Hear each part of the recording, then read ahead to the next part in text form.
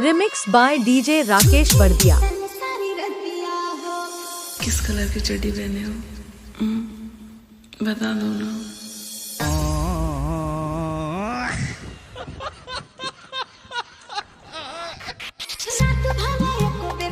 Remix by DJ Rakesh.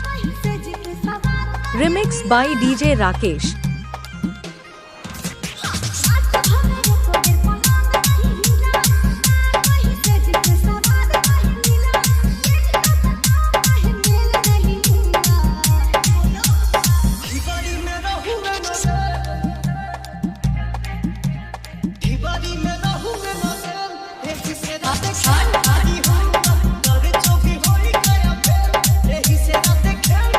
DJ Rakesh Babu Hijack।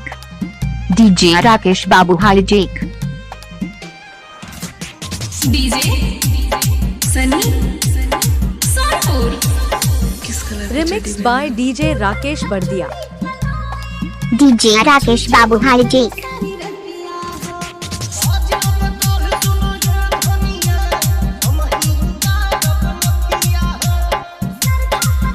जो song सुन रहे हैं वो रिमिक्स किया हुआ है डब्बा गांव का DJ Rakesh Yadav Nepal.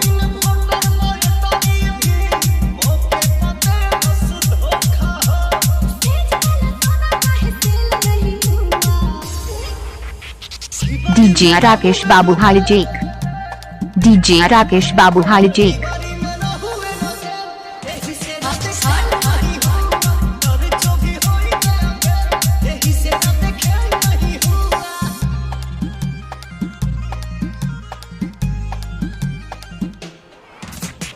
DJ Sunny remix by DJ Rakesh Bardiya. चड्डी पहने हो? बता दो ना।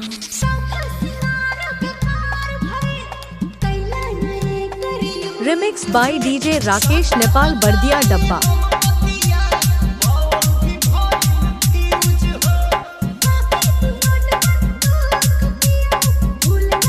DJ Rakesh Babu Hijack।